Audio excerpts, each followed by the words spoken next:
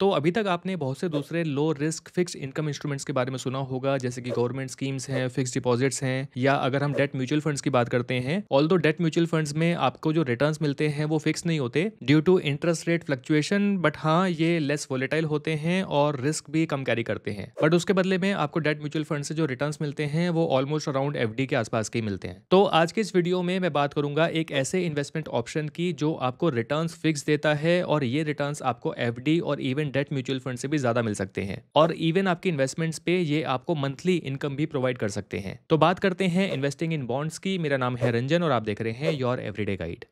तो सबसे पहले जान लेते हैं कि बॉन्ड्स में आपको इन्वेस्टमेंट्स क्यों करनी चाहिए, क्या इसके बेनिफिट हैं, और बॉन्ड्स में इन्वेस्टमेंट्स आप कैसे और कहां से सिक्योरली कर सकते हैं। तो सबसे पहले बात करते हैं कि बॉन्ड्स होते क्या हैं, ये किस चिड़िया का नाम है। तो अगर हम डेफिनेशन को देखते हैं, bonds are issued by government and corporation when they want to raise money. यानी कि बॉन्ड के जरिए गवर्नमेंट और कॉर्पोरेशन मनी रेज करते हैं अपने किसी प्रोजेक्ट के लिए या फिर एक्सपेंशन के लिए। By buying a bond you are giving the issuer a loan and they agree to pay you back the face value of the loan on a specific date. मतलब अगर आप एक बॉन्ड बाय कर रहे हैं तो एक तरह से यहाँ पर आप इशूअर को या फिर बोरोवर को एक लोन प्रोवाइड कर रहे हैं, और बोरोवर यहाँ पर अग्री करता है कि with in a specific period वो इस लोन की रीपेमेंट कर देगा और साथ ही साथ इंटरेस्ट भी आपको देगा। मतलब ये जो इंटरेस्ट पेमेंट होती है ये पीरियोडिकली होती है, ऑल्दो यहाँ पर लिखा है twice a year, but bonds आपको ऐसे मिल जाएंगे जहाँ पर पीरियोडिक पेमेंट मंथली भी हो सकती है, क्वार्टरली भी हो सकती है, हाफ ईयरली भी हो सकती है, या फिर ईयरली भी हो सकती है। तो ये डिपेंड करेगा कि आप किस टाइप के बॉन्ड को अपने लिए चूज करते हैं। इसके बाद हम बात करते हैं why to invest in bonds,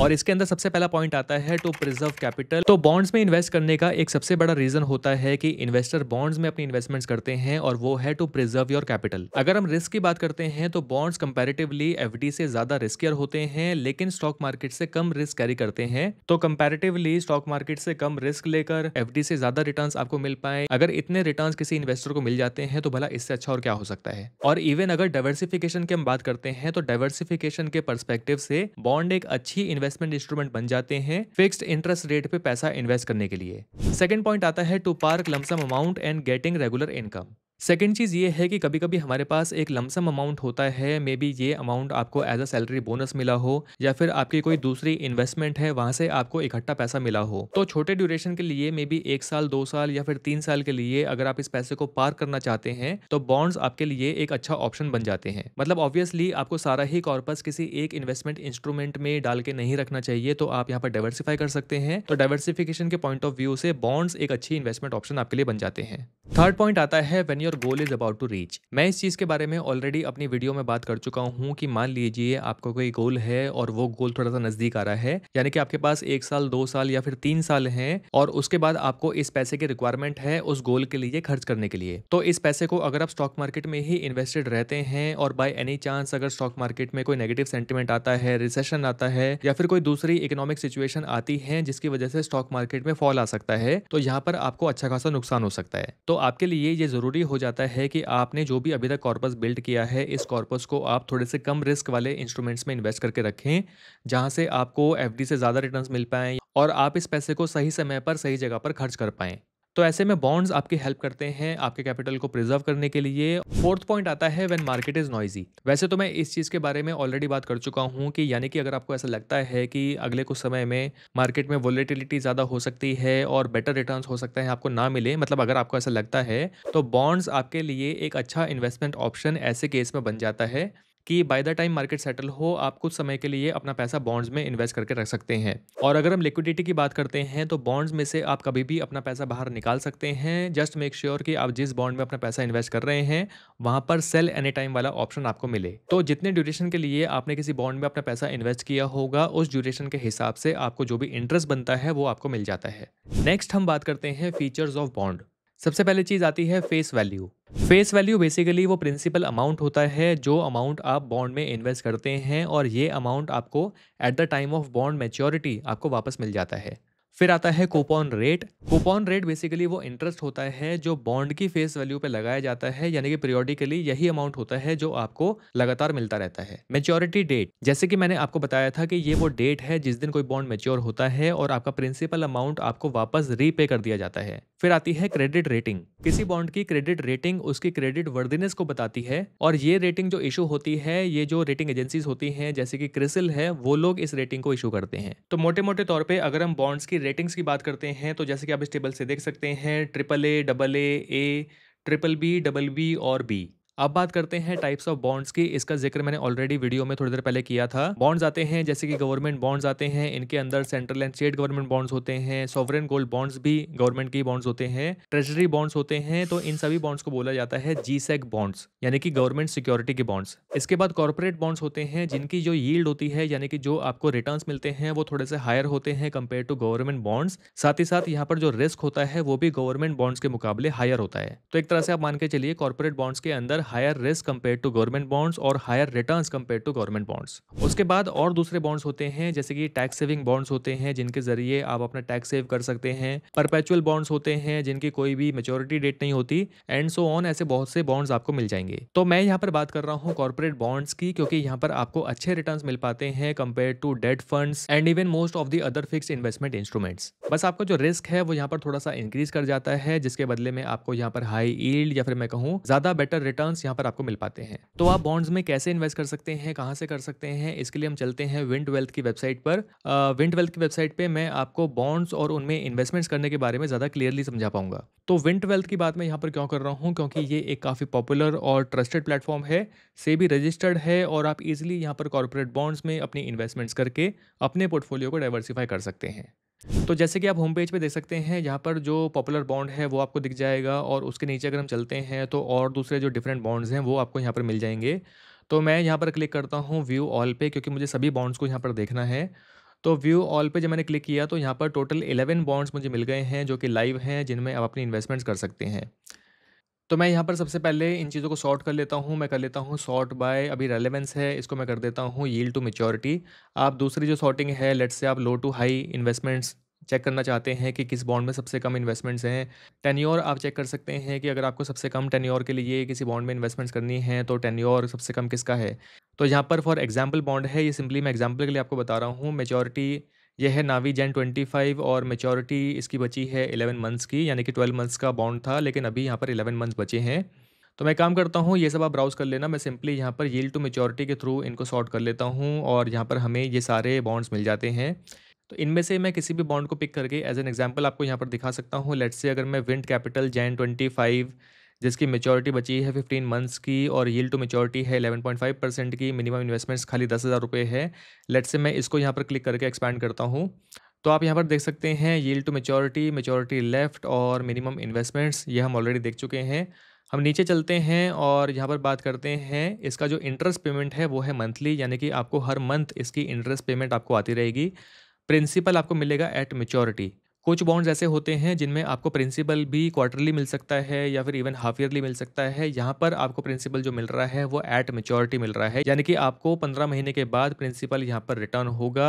interest आपको रेगुलरली हर महीने मिलता रहेगा।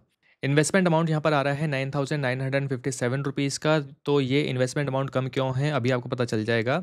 तो मैं अगर इस पूरे इंटरेस्ट पेमेंट और जो भी मेरे को वापस मिलने वाला है इन 15 मंथ्स में अगर मैं इसको एक्सपैंड कर लेता हूँ, तो आप देखेंगे कि मई, जून, जुलाई, अगस्त, सितंबर से लेके पूरा लास्ट तक अगर हम चलते हैं तो 5 जुलाई 2026 तक आपको यहाँ पर इंटरेस्ट मिलेगा और आपका जो प्रिंसिपल अमाउंट है 10,000 रुपीज़ का वो भी आपको रिटर्न हो जाएगा। और प्री टैक्स रिटर्न्स जो यहाँ पर निकल के आ रहे हैं ये हैं 11,368 रुपीज़ के एट 11.5% यील्ड टू मैच्योरिटी। उसके बाद अगर हम की हाइलाइट्स की बात करते हैं तो जो इन्वेस्टर्स हैं यहाँ पर 9800 प्लस इन्वेस्टर्स हैं। और लिक्विडिटी के बारे में जैसे कि मैंने आपको बताया था कि यहाँ पर सेल एनी टाइम लिखा हुआ है, यानी कि आप इस बॉन्ड में से कभी भी एग्जिट कर सकते हैं। रेटिंग्स की अगर हम बात करते हैं तो ये है रेटेड BB माइनस, और अगर मैं इसको क्लिक करता हूँ तो यहाँ पर आपको इस रेटिंग का स्केल मिल जाएगा, यानी कि रिस्क इसमें थोड़ा सा ज़्यादा है और जो सेंटर वाली लाइन है मीडियम रिस्क उससे हल्का सा यहाँ पर और थोड़ा राइट साइड में आपको देखने को मिल रहा है टूवर्ड्स लोअर रिस्क। बाकी चीज़ें आप यहाँ पर पढ़ सकते हैं। मैं अभी के लिए क्लोज कर देता हूँ और हम चलते हैं थोड़ा सा और नीचे। NBFC सेक्टर है, यानी कि लोन का पैसा कहाँ इस्तेमाल होने वाला है वो है लोन्स टू NBFCs, और इनके जो डेट इन्वेस्टर्स हैं वो है AU बैंक, MAS फाइनेंशियल और ऑक्सीजो। बाकी की और डिटेल आप यहाँ पर चेक कर सकते हैं। टैक्सेशन की अगर हम बात करते हैं, इसको मैं ओपन करता हूँ तो यहाँ पर आप देख सकते हैं, यानी कि ये इनकम फ्रॉम अदर सोर्सेज में काउंट होता है। तो as per your tax slab आपको टैक्स पे करना पड़ेगा। लेट्स से फॉर एग्जांपल अगर आप 30% टैक्स स्लैब में आते हैं तो TDS यहाँ पर डिडक्ट होगा 10% का ऑन इंटरेस्ट और 20% आपको पे करना होगा वाइल फाइलिंग द ITR। तो टोटल मिला के 30% हो गया है। और यहाँ पर लिखा भी है कि if you fall under 30% tax slab you are only required to pay an additional 20% while filing your income tax, क्योंकि 10% TDS ऑलरेडी डिडक्ट हो चुका है। तो बाकी चीज़ें आप देख सकते हैं, 15% टैक्स स्लैब में क्या लगेगा, 20% टैक्स स्लैब में क्या लगेगा एंड सो ऑन। उसके बाद हम आ जाते हैं अदर बॉन्ड डिटेल्स पे। तो आप बॉन्ड की बाकी की कंप्लीट डिटेल्स यहाँ पर देख सकते हैं। ओरिजिनल बॉन्ड टेन्योर जो है वो 18 मंथ्स का है, और जैसे कि हमें देखने को मिला है कि 15 मंथ्स बचे हैं। वो इसलिए क्योंकि इस बॉन्ड की जो अलॉटमेंट डेट थी वो थी 6 जनवरी 2025 की, और अभी चल रहा है मार्च। तो ऑलरेडी एक तरह से 3 मंथ्स पास हो चुके हैं, और इसकी जो मेच्योरिटी डेट है वो है 5/7/2026। कूपन रेट यहाँ पर आपको दिखा रहा है 10.95% का। वो इसलिए क्योंकि बॉन्ड की जो कीमत है, बॉन्ड का जो प्राइस है वो ऑलरेडी कम हो चुका है। मतलब रीज़न वही है कि अलॉटमेंट क्योंकि जनवरी में था और अभी चल रहा है मार्च, तो उस वजह से जो ड्यूरेशन अभी बॉन्ड का बचा है, लेफ्ट ओवर ड्यूरेशन जो है वो है 15 मंथ्स का। अभी आप इन सभी चीज़ों को समझ जाएंगे। इसके बाद और बाकी की जो डिटेल्स हैं वो आप यहाँ पर देख सकते हैं, जैसे ISIN, script ID, seniority. Dirty price actually में ये वो प्राइस है जो आप पे करने वाले हैं, क्योंकि आप यहाँ पर एक तरह से 3 महीने के बाद इस बॉन्ड में अपनी इन्वेस्टमेंट्स करने वाले हैं, जिसकी वजह से जो मंथली इंटरेस्ट जो बाकी के इन्वेस्टर्स को मिल चुकी है पिछले 3 महीने में, उन सबको एडजस्ट करने के बाद यहाँ पर जो प्राइस है ये कम हो जाता है, जिससे कि जो यील्ड टू मैच्योरिटी है वो हमेशा आपके लिए 11.5% ही रहे। YTM बिफोर ब्रोकेज बन जाता है 11.75% का, करंट यील्ड है 11% की। ये अभी आपको समझ में आ जाएगा। अब इसको क्लोज करते हैं और हम आ जाते हैं इस राइट वाले सेक्शन में, यानी कि प्री टैक्स रिटर्न्स आपको जो यहाँ पर इस बॉन्ड से मिलने वाले हैं ये हैं 11,368 के, और इन्वेस्टमेंट अमाउंट आपका है 9,957 का, जो कि डिस्काउंटेड प्राइस है। अगर मैं इसको एक्सपैंड करता हूं तो आप यहां पर देखेंगे कि प्रिंसिपल अमाउंट तो वही है 10,000 रुपए का, अक्रूड इंटरेस्ट है -45 रुपीज़ का। अक्रूड इंटरेस्ट बेसिकली वो इंटरेस्ट होता है जो लास्ट इंटरेस्ट पेमेंट के बाद जो ड्यूरेशन अभी तक आ गया है, यानी कि जिसकी पेमेंट अभी तक नहीं हुई है, उसको कहा जाता है अक्रूड इंटरेस्ट। तो यहाँ पर ये है -45, जो आपके जो इन्वेस्टमेंट्स हैं उसमें से माइनस हो जाता है। ब्रोकरेज चार्जेस, क्योंकि विंट वेल्थ यहाँ पर बॉन्ड लिस्टिंग कर रहा है आपके लिए, यहाँ पर पूरा सिस्टम इन्होंने बनाया है इन्वेस्टमेंट्स करने के लिए, तो ऑब्वियसली वो ब्रोकरेज चार्ज भी करेंगे, तो जो कि है छोटी सी 27 रुपीज़ की। और सेलर डिस्काउंट है -24.94 रुपीज़ का, यानी कि 25 रुपीज़ का। तो इसको आप देख सकते हैं, the bond is being sold at a lower price than the face value, insuring 11.5% yield to maturity to investor after all charges. This indicates the discount given by seller. तो अगेन आपकी जो 10,000 की इन्वेस्टमेंट है उसमें से ये amount यहाँ पर डिडक्ट हो जाता है, तो फाइनली आपको इन्वेस्टमेंट अमाउंट जो हो जाता है वो है 9,957 रुपीज़ का। और नंबर ऑफ यूनिट्स आप कितनी बाय करना चाहते हैं, लेट्स से आपको 50,000 रुपये इन्वेस्ट करने हैं, तो यूनिट्स को हम कर देंगे यहाँ पर 5, तो प्री टैक्स रिटर्न्स आपके निकल के आएंगे 56,840 रुपीज़ के। आप यहाँ पर बिगिन KYC पे क्लिक करके अपनी KYC से रिलेटेड जो ऑप्शंस हैं उनको सेलेक्ट करके अपनी KYC यहाँ पर कंप्लीट कर सकते हैं, और आपकी इन्वेस्टमेंट्स इस बॉन्ड में हो जाएंगी। अब क्योंकि बॉन्ड में इन्वेस्टमेंट जो होती है वो डीमैट अकाउंट के जरिए होती है, तो विंट वेल्थ का जो डीमैट अकाउंट है ये लाइफ टाइम फ्री है। आप बॉन्ड्स को कभी भी सेल कर सकते हैं, और life time free demat account है, यानी कि कोई भी मेंटेनेंस चार्जेस या कोई दूसरे एक्स्ट्रा चार्जेस आपको यहाँ पर पे नहीं करने होंगे।